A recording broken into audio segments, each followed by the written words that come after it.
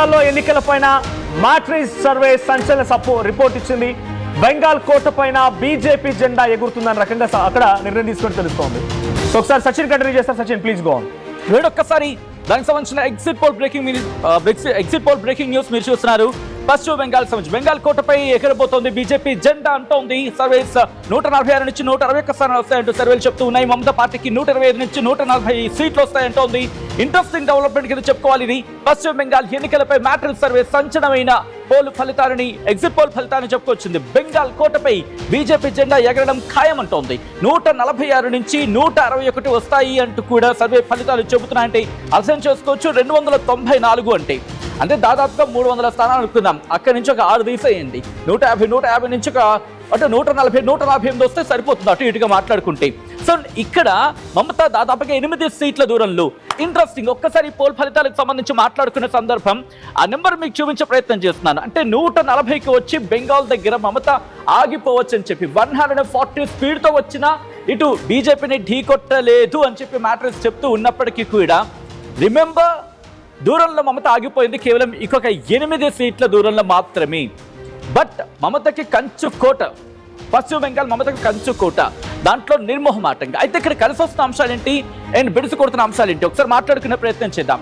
దాని గురించి డీటెయిల్ గా మాట్లాడుకునే ప్రయత్నం చేద్దాం. But before that will go with the guest again. And Lakshmanarao గారు మ్యాట్రిక్స్ సర్వే ఇది ఒక ఎగ్జిట్ పోల్స్ ఫలితం ఇచ్చింది.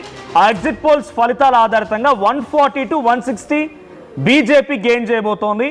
Mamata Banerjee 120 to 140. So matrix ఇచ్చేటువంటి ఈ ఎగ్జిట్ పోల్స్ ఫలితం బీజేపీ వైపుగా ఉంది. ఇందాక అంటే క్వశ్చన్ కంటిన్యూ చేయండి. అంటే మూడోసారి కేంద్రంలో అధికారంలో వచ్చిన బీజేపీ వెస్ట్ బెంగాల్లో ప్రచార తీరుతెన్నుల్లో ఇంకా ఈ ఫ్యాక్టర్స్ ఏ ఫ్యాక్టర్స్ను ఉపయోగించుకుంది అంటే మీరు బంగ్లాదేశ్ ఎంట్రీ అంటున్నారు, తర్వాత డెవలప్మెంట్ యాక్టివిటీస్ కాకుండా వేరే ఫ్యాక్టర్స్ ద్వారానే పబ్లిక్ మీరు కనెక్ట్ చేసుకున్నారా? లక్ష్మణ్ గారు వినిపిస్తోందా? మ్యాట్రిక్స్ ఇచ్చిన ఫలితం మీకు కొంత సానుకూలంగా ఉంది. మీరు ప్రభుత్వం ఏర్పాటు చేయబోతున్నారు వెస్ట్ బెంగాల్లో ఇచ్చింది. హలో, వినిపిస్తోందా? అస్పష్టంగా వినిపిస్తుంది. మ్యాట్రిక్స్ అనేటువంటి ఒక సంస్థ ఎగ్జిట్ పోల్ ఫలితాల్లో వెస్ట్ బెంగాల్లో మీకు సపోర్ట్ ఇచ్చింది. ఓకే, ఇప్పుడు చెప్పండి. వినిపిస్తోందా? ఇప్పుడు ఆగుతూ వినిపిస్తుంది. Please go on. ఒకసారి డీటెయిల్డ్ గా అసలు అక్కడ మ్యాట్రిక్స్ సర్వే ఇది వెస్ట్ బెంగాల్కి వచ్చింది. మ్యాట్రిక్స్ సర్వేలో 125 to 140 ఇది తృణమూల్ కాంగ్రెస్ కు వస్తుందని చెప్పేటువంటి మాట. అటువైపు బీజేపీ 146 to 161 అంటే మ్యాజిక్ ఫిగర్ దాటబోతోంది. 141 to 146 to 161. సో ఆ తర్వాత ఇతరులు వచ్చే 6 to 10. అంటే ఇక్కడ ఇందాక పీపుల్స్ పల్స్ చాలా రిజల్ట్స్ వచ్చిన దగ్గర కొంత అక్కడ ఉన్న గవర్నమెంట్సే మళ్ళీ రిపీట్ అవ్వబోతున్నాయనేది తమిళనాడులో ఇచ్చింది. కేరళలో చూస్తే కొత్త ప్రభుత్వం మారబోతుందని ఇచ్చింది. ఇక్కడ మ్యాట్రిక్స్ సర్వే ప్రభుత్వం మారబోతుందని ఇచ్చింది. సచిన్, సో ఇంట్రెస్టింగ్గా వెస్ట్ బెంగాల్ ఈ 5 రాష్ట్రాల జరిగిన ఎన్నికల్లో వెస్ట్ బెంగాల్ చాలా ఇంట్రెస్టింగ్ హాట్ టాపిక్ అనుకోవాలి. మమతా బెనర్జీ ఆ స్థానం నుంచి బయటకు రాబోతున్నారంటే వెస్ట్ బెంగాల్ ఒకటి చాలా కీలకమైన స్థానం. కొంత బీజేపీకి యాంటీ వాయిస్ ఇచ్చేది. అక్కడ కూడా కంప్లీట్ గా తృణమూల్ కాంగ్రెస్ చేజారిపోతుందంటే ఇది బీజేపీ. రిమెంబర్, మర్చిపోవద్దు, ఇక్కడ నేను లాస్ట్ ఎలక్షన్స్ గుర్తు చేసే ప్రయత్నం చేస్తా. లాస్ట్ ఎలక్షన్స్ లో బీజేపీ మొత్తం ఫోర్స్ అంతా అక్కడ దింపింది, మొత్తం అంతా టీఎంసీ మొత్తం గెలిచింది. బట్ మమత ఓడిపోయారు, గుర్తుంటే. మమత ఓడిపోయినప్పటికీ, సో దట్ షోస్ మమత ఓడిపోయినప్పటికీ కూడా మొత్తం తన ఎఫర్ట్స్ అన్ని పెట్టి గెలిచారు. సో ఇప్పుడు కూడా 140 దగ్గర మాత్రమే మమత ఆగిపోతుంది అనేది ఇది కూడా ఎగ్జిట్ పోల్ ఫలితాలు, ఎగ్జాక్ట్ పోల్ ఫలితాలు కాకపోవచ్చు. అలా అని చెప్పి బీజేపీని పూర్తిగా ఈసారి ఈ ఫ్యాక్టర్స్ గురించి మాట్లాడుకోవాలి. నేను కొద్దిసేపటి క్రితం చెప్పినట్టుగా I think 2021 subject the correction అప్పుడు 59% పోల్ నమోదైతే దాదాపుగా 24 లక్షల మంది ఓట్లేశారు. 24.02 లక్షల మంది ఓటేశారు. ఇప్పుడు కూడా దాదాపుగా ఇంతవరకు 24.22 lakh వేశారనేది కాస్త సోషల్ మీడియాలో లక్షల మంది. పశ్చిమ బెంగాల్లో మ్యాట్రిక్స్ సర్వే ఇది. ఇక్కడ మీకు కనిపిస్తోంది తృణమూల్ కాంగ్రెస్ 125 to 140 అంటే అక్కడ మ్యాజిక్ ఫిగర్ 148. సచిన్ చెప్తున్నట్టుగా 8 places డిఫరెన్స్ గా ఉందనేది ఇక్కడ ఓవరాల్ గా చెప్తుంది. ఎగ్జిట్ పోల్స్ ఫలితాలే మరి ఎలా మారుతాయో చూడాలి. సో అటువైపు బీజేపీ వచ్చేసి 146 to 161, సో మ్యాజిక్ ఫిగర్ దాటేసి ప్రభుత్వాన్ని ఏర్పరచడానికి అవకాశం ఉంది. సో ఇదే బీజేపీ 2021 రిజల్ట్స్ చూస్తే 77 సీట్స్, 2016 చూస్తే 20 to 30 ఆల్మోస్ట్. సో పెద్దగా డిఫరెన్స్ ఏం లేదు. ఇక్కడ మాత్రం డబుల్ రాబోతుందని చెప్తున్నా కనబడుతోంది. 77 to 146 అంటే almost double. So BJP double అయిందా అనేది చూడాలి ఏం జరిగింది అనేది. ఇక ఇతరుల విషయానికి వస్తే 0 to 10 అది ఇతరులకు సంబంధించిన రిజల్ట్. సో ఫైనల్లీ ఇప్పుడు జరుగుతున్నటువంటి ఎగ్జిట్ పోల్స్ ఫలితాల్లో వెస్ట్ బెంగాల్ వైపు వచ్చినటువంటి ఒకే ఒక ఎగ్జిట్ పోల్ ఫలితం మాత్రం బీజేపీ జెండా ఎగరబోయబోతోందని చెప్తున్నమాట. 3 సార్లు ప్రభుత్వాన్ని ప్రజలు విశ్వసించి మళ్ళీ అవకాశం ఇస్తారేమోనని చెప్పి మమతా బెనర్జీ భావించారు. కానీ ఇక్కడ మాత్రం రిజల్ట్స్ తారుమారు అవుతూ ఉన్నాయి. అయితే ఒకసారి కాంగ్రెస్ సంబంధించిన నేత బెల్లనాయక్ గారు కూడా సిద్ధంగా ఉన్నారు మనతో పాటుగా. బెల్లనాయక్ గారు, వెస్ట్ బెంగాల్ రిజల్ట్స్ చూస్తూ ఉంటే కొంత ఇక్కడ మీకు వ్యతిరేక పవనాలు వీస్తున్నట్టుగా ఉంది. సో వినిపిస్తుందా బెల్లనాయక్ గారు? ఆల్రైట్, అంతకన్నా ముందు మనకి ప్రొఫెసర్ రమేష్ రెడ్డి కూడా మనకి లైవ్ లో జాయిన్ అవుతున్నారు. ఒకసారి రమేష్ రెడ్డి గారి దగ్గర వెళ్ళే ప్రయత్నం చేస్తాను. రమేష్ రెడ్డి గారు, నమస్తే సార్. రమేష్ రెడ్డి గారు, last time subject the correction hit again, Congress తో కలిసి జతకట్టి టీఎంసీ వెళ్ళింది కాబట్టి లాస్ట్ టైం అధికారంలోకి వచ్చింది అనుకోవాలా, లేకపోతే ఈసారి కాస్త జతకట్టి వెళ్ళుంటే బాగుండేమో అనే మాట వినిపిస్తున్న క్రమం. అఫ్ కోర్స్ అప్పుడు కూడా కాస్త రప్చర్ ఉండింది, బట్ ఎక్కడ మాత్రం కనిపించింది సాఫ్ట్వేర్ అని చెప్పి. సో ఇప్పుడు కాంగ్రెస్ ఫ్యాక్టర్ ఏమైనా మిస్ అయిందా? మమతకి బెడుసు కొట్టినది ఏమైనా అనుకోవాలా? సో వాట్ అక్కడ లాస్ట్ టైం ఆ రప్చర్ కనిపించినప్పటికీ సెట్ అయింది అనుకోవచ్చు. అప్పుడు అసలు బెంగాల్ అనేది మనం అర్థం చేసుకోవాలి. Characteristics of Bengalis are linguistic people. True. High love for language, language కు చాలా ప్రేమ ఉంటది వాళ్ళకు. బంగ్లాదేశ్ లో ఉన్న వాళ్ళు కూడా బెంగాలీ అంటారు. Bengali most important. ఎట్టి పరిస్థితుల్లో బెంగాల్ వాళ్ళు హైలీ ఇంటలెక్చువల్ పీపుల్ కాబట్టి వాళ్ళు గుజరాత్ వాళ్ళని రాణిస్తారా అని నాకు అనుమానం. ఓకే, ఎన్ని చేసినా రానియారు. కేరళలో కూడా అదే అవుతుంది, తమిళనాడులో కూడా అదే అవుతుంది. ఓకే, బట్ ఈసారి వాళ్ళు తీసుకొచ్చిన ఫ్యాక్టర్స్ డిఫరెంట్ ఉన్నాయి కదా. సర్ ని తీసుకొచ్చారు, దాంతోపాటు ఇంకా చాలా ఫ్యాక్టర్స్ తీసుకొచ్చారు. బార్డర్ ఇష్యూస్ అంటూ ఉన్నారు. అంటే ఈ ఇష్యూస్ కూడా అక్కడ ప్రచారంలో కీలకమైన భాగస్వామ్యం. అంటే వాళ్ళు హిందీలో తప్పితే హిందీలోనే మాట్లాడతారు కదా ఎక్కడ పోయినా. హిందీని రుద్దుతారన్న భయం ఉంటది తమిళ వాళ్ళకి కానీ లేక బెంగాలీ వాళ్ళకి కానీ. బెంగాలీ వాళ్ళకి ఏం ఫరక్ పడదు కానీ తమిళనాడు వాళ్ళకి ఎక్కువ ఇంట్రెస్ట్ ఉంటది. ఓకే, కాబట్టి బెంగాలీ ఈసారైనా ఎప్పుడైనా ఈ గుజరాత్ వాళ్ళకి గొప్ప చెప్తారని నేను అనుకోను సార్. రమేష్ రెడ్డి గారు, ఇందాక మనతో పాటు ఎండల్ లక్ష్మీనారాయణ గారు ఉన్నారు, బీజేపీ మాజీ ఎమ్మెల్యే. ఆయన అడిగినప్పుడు సేమ్ ఆయన చెప్తున్న మాట ఏంటంటే, ఇందాక మీరు కూడా వినే ఉంటారు, సో మహిళలపై అక్కడ కొంత దారుణాలు ఎక్కువైపోయినాయి. బంగ్లాదేశ్ నుంచి చాలా మంది రావడం కానీ, లేకుంటే అక్కడ ఇంటర్నల్ గా కొన్ని దాడులని కానీ. దారుణాలు కాశ్మీర్ లో ఉన్నాయి, యూపీలో ఉన్నవి, బీహార్ లో ఉన్నవి, మధ్యప్రదేశ్ లో ఉన్నాయి, రాజస్థాన్. అసలు గవర్నమెంట్ నడుస్తున్నదా అన్నది డౌట్ ఉన్నది. ఎడ్యుకేషన్ లేదు, ఎంప్లాయ్మెంట్ లేదు, ఎకానమీ దెబ్బతిన్నది, మొత్తం దేశంలో కింద మీద అవుతున్నది. రాబో కాలంలో ఇంకా కష్టకాలం ఉన్నది. ఇటువంటి పరిస్థితులలో వీళ్ళు ఏం చేస్తున్నారని, ప్రజలకు ఏం లాభమైంది ఒక్క పని అన్న, ఎక్సెప్ట్ డిజిటల్ కరెన్సీ. ఆ డిజిటల్ కరెన్సీ కూడా క్యాష్ లేకుండా అవుతున్నది. ప్రాబ్లం అనిపిస్తున్నది చాలా మంది ప్రజలకు. But sorry for the interruption Ramesh గారు, బట్ ఇక్కడ ఎగ్జిట్ పోల్ ఫలితాలు చూస్తుంటే 146 నుంచి 160 స్థానాలు భారతీయ జనతా పార్టీకి దక్కే అవకాశం ఉంది. అక్కడ ప్రభుత్వం భారతీయ జనతా పార్టీదే ఈసారి మారబోతుందని చెప్పి.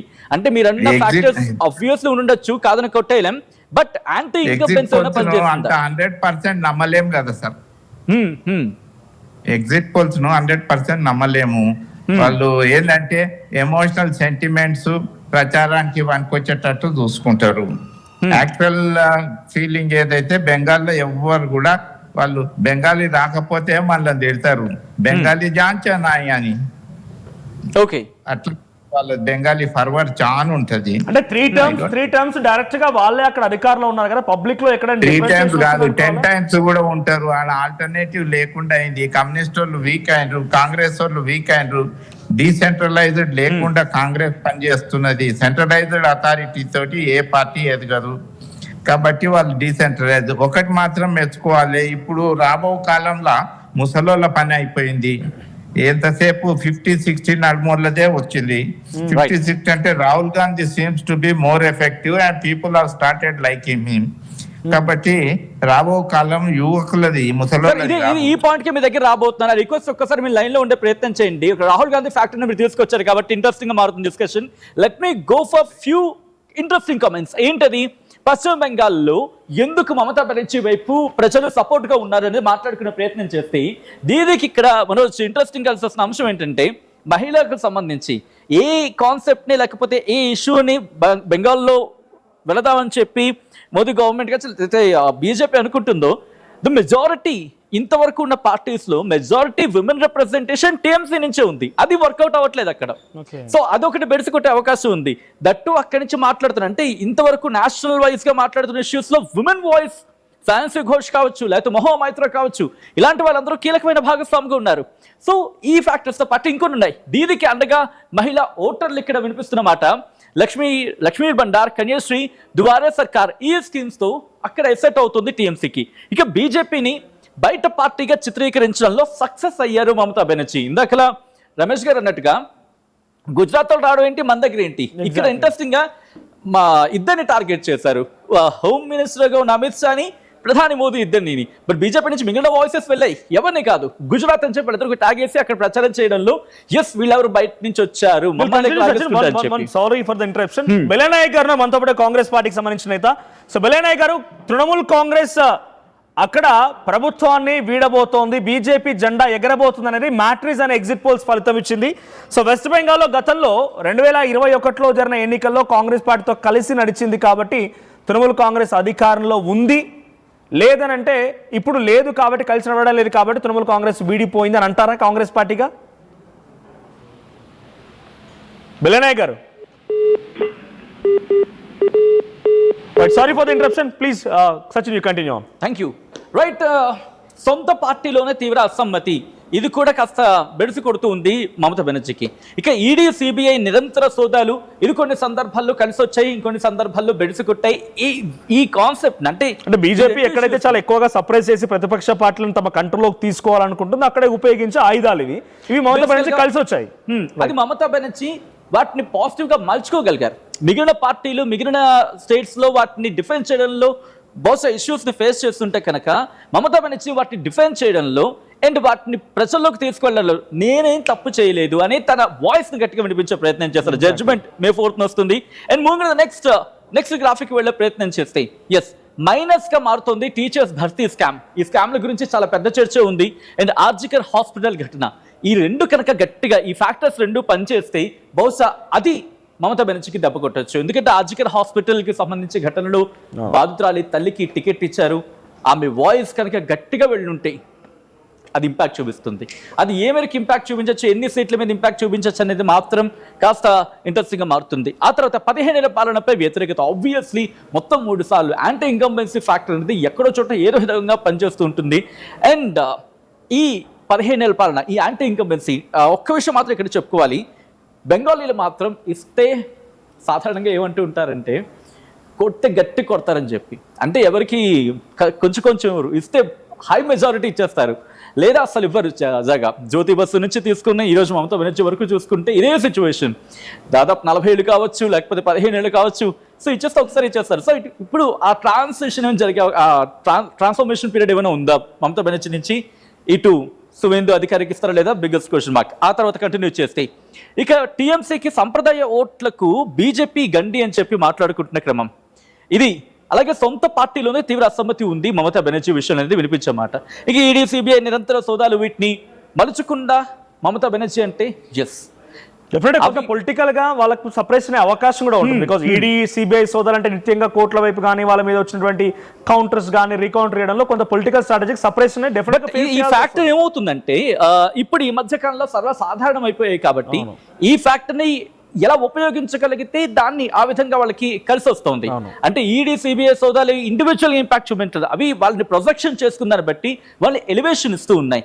ఇప్పుడు అవినీతి పరులు అవునా కాదా అనేది పొలిటీషియన్స్ విషయంలో బిగ్గెస్ట్ క్వశ్చన్ మార్క్ వేసి వాళ్ళు మాకేం చేస్తారని ఆలోచించే పనిలో పడ్డారు ఓటర్స్. ఆ కోణంలో చూసినప్పుడు వాటిని ఓట్గా మలుచుకోవడంలో మమత సక్సెస్ అయ్యారనేది వినిపించమాట. సో అది చూడాలి ఇప్పుడు కనుక అంటే జనరల్ ఇక్కడ మైనస్ మనం మాట్లాడుకుంటున్నాం కాబట్టి ఇక్కడ వాళ్ళకి పాజిటివ్ గా మరలిందా నెగిటివ్ అయిందని కంటే కూడా అంతే. ఒక వ్యక్తి పైన పదే పదే ఆరోపణ చేయడంతో సపరేషన్ గ్రోత్ సైకలాజికల్ దెబ్బతింటారు. సో ఇక్కడ ఈడీ సిబిఐ నిరంతర సోదాల వల్ల కూడా దాంట్లో సక్సెస్ అయ్యారు. అంటే సపరేషన్ ని తీసుకోలేదు మమత. నువ్వు నన్ను ఎంత అటాక్ చేస్తే నేను తిరిగి అంత అటాక్ చేస్తాను టైప్ లో వెళ్ళారు. గోయింగ్ ఆన్ నెక్స్ట్ కూడా ఉంది సువేంద్ర అధికారికి సంబంధించి page and PCR. Okay move the next graphic. So Mamata బెనర్జీకి సంబంధించి పాజిటివ్స్ అండ్ నెగిటివ్స్ రెండు కూడా చాలా క్లియర్ గా విన్నారు మీరు. సో మమతా బెనర్జీకి పాజిటివ్ గా అయిన అంశాల్లో చాలా పెద్ద మొత్తంలో ఇందాక ప్రొఫెసర్ రమేష్ రెడ్డి గారు చెప్పినా నా కొలీగ్ సచిన్ చెప్తున్నా కూడా బెంగాలీస్ వాళ్ళంతా కూడా ఒక దృఢ నిశ్చయంతో ఉంటారు. We are first. తమిళనాడు ద్రవిడియన్స్ కి కానీ కేరళలో ఉన్నటువంటి కమ్యూనిస్టులు కానీ మేం ఫస్ట్, తర్వాత ఎవరైనా. గుజరాత్కి ఎందుకు అధికారం ఇవ్వాలని చెప్పి ఇందాక ప్రొఫెసర్ రమేష్ రెడ్డి గారు కొంత ఫార్మల్గా చెప్పారు, కానీ నిజంగా అక్కడ ఇంప్లిమెంటేషన్లో ఉండే అవకాశం కూడా ఉంది. ద్రవిడియన్స్ బేసిక్గా యాక్సెప్ట్ చేయరు. తమిళన్స్ దేశవ్యాప్తంగా హిందీని ఇంప్లిమెంట్ చేయాలి, 100% అమలు చేయాలని చెప్పి బీజేపీ ఎంత ప్రయత్నం చేసినా కూడా తమిళ్లోకి మాత్రం ఎంట్రీ ఇవ్వలేదు. ఏకంగా ముఖ్యమంత్రి విభేదించారు. ముఖ్యమంత్రి కుమారుడు అసలు హిందీ అంటే ఏంటి అని చెప్పి క్వశ్చన్ చేసిన పరిస్థితి. Yes Sachin will continue with the next BJP leader Suvendra Adhikari in west Bengal. So Sachin please continue. Interesting factor ఈ ఫ్యాక్టర్. లాస్ట్ టైం నేను ముకుల్ రాయ్ అని చెప్పి ఒక ప్రశ్న అడిగాను. లాస్ట్ టైం అంటే టీఎంసీ నుంచి ఒకరిని తీసుకోవడం, అది కూడా మమతకు చాలా క్లోజ్ గా ఉన్న వాళ్ళని తీసుకుని వాళ్ళు బాణంగా ఎక్కుపెట్టి మమతకి మీద ఎక్కువ పెట్టడం. ఇది ఈసారి ఆ బాణం అయ్యింది సువేంద్ర అధికారి. లాస్ట్ టైం ముకుల్ రాయ్ అయితే తృణమూల్ కాంగ్రెస్ మళ్ళీ బీజేపీకి వచ్చా బీజేపీ మళ్ళీ తృణమూల్కి వెళ్ళిపోయారు. బహుశా 2-3 years మాత్రం ఉన్నారేమో. సో ఇక్కడ సువేంద్ర అధికారి గురించి మాట్లాడుకుంటే మమతా స్కామ్లపై బీజేపీ విస్తృత ప్రచారం గురించి మాట్లాడుకునే సందర్భం అది. బీజేపీకి ఇప్పుడు ఫేస్ ఆఫ్ గా ఉన్నప్పటికీ ఇద్దరు మోదీ అండ్ అమిత్ షా చేశారు ప్రచారం. చాలా ఫేస్ ఆఫ్ ట్రేడ్ కండిషన్స్ లో కనిపించారు నేషనల్ ఫేస్ ఆఫ్ గా. ఆ తర్వాత SIR సరితో 90 లక్షల ఓట్లు తొలగింపు జరిగింది. అది కూడా కలిసి వచ్చే అంశం, biggest question mark as of now. టీఎంసీని యాంటీ హిందూ పార్టీగా చూపించడంలో భారతీయ జనతా పార్టీ సక్సెస్ అయ్యిందా? ఇది రిజల్ట్స్ వచ్చిందా తేల్చేసే సందర్భం అనుకోవాలి. ముందు నెక్స్ట్ పాయింట్, అవినీతి రహిత సోనార్ బెంగాల్ నిర్మాణం అంటూ కూడా ఒక విధంగా చెప్పాలంటే ఇక May 4th తర్వాత ఇప్పటికే మోదీ కూడా ఒక వార్నింగ్ ఇచ్చున్నారు.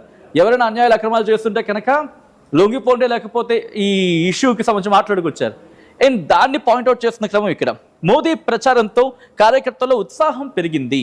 అఫ్ కోర్స్ ఈ ఫ్యాక్టర్, మోదీ ఫ్యాక్టర్ ఎప్పుడు బీజేపీకి పాజిటివ్ అంటే పాజిటివ్, రెట్టింపు ఉత్సాహం చెప్పుకోవాలి. అండ్ అది కూడా ఐ థింక్ చాలా తక్కువ టైంలోనే చాలా ఎక్కువ ప్రసంగాలు, ఎక్కువ స్టేజ్ షోస్ కూడా పశ్చిమ బెంగాల్ సెంట్రిక్ గానే జరిగాయి. ఈసారి హోమ్ మినిస్టర్ గా ఉన్న ఇన్ఫాక్ట్ అమిత్ షా కూడా చాలా గట్టిగా ప్రచారం చేశారు. ఏకంగా మమతను టార్గెట్ చేశారంతా. సో మమత సెంట్రిక్ గా ఈసారి అఫ్కోర్స్ ఎప్పుడూ ఉంటాయి బెస్ట్ పశ్చిమ బెంగాల్, బట్ ఈసారి మాత్రం key factors and key issues గా మాట్లాడుకున్నప్పుడు మమతను చాలా గట్టిగా టార్గెట్. బట్ ఈసారి చూడాల్సింది ఒక్కటే ఒక అంశం, వాటి వేణు మాట్లాడుకునే ప్రయత్నం చేద్దాం. బీజేపీలో మమత స్థాయి నేతలు లేకపోవడం ఇటు భారతీయ జనతా పార్టీకి పశ్చిమ బెంగాల్లో నెగిటివ్ గా కొడుతున్న అంశం. ఎందుకంటే ఎక్కడ బయట నుంచి వచ్చిన వాళ్ళు ప్రచారం చేస్తారనేది ఫస్ట్ నుంచి మాట్లాడుకుంటున్నారు. ఇక ప్రతిపక్ష నేతగా పెద్దగా ప్రభావం చూపని సువేందు అధికారి ఎక్కడ చాలా తక్కువగా వినిపిస్తూ ఉంటుంది. బీజేపీకి దూరంగా ముస్లిం ఓటర్లు, ఇది భారతీయ జనతా పార్టీకి ఎక్కడైనా ఎదురయ్యే ఒక ఫ్యాక్టర్. అండ్ ఇక్కడ కూడా అంతే, బట్ ఇక్కడ కొంచెం ఎక్కువగా ఉందని చెప్పుకోవాలి. ఇక్కడ భారతీయ జనతా పార్టీని బయట పార్టీగా చూస్తున్నారు బెంగాలీలు.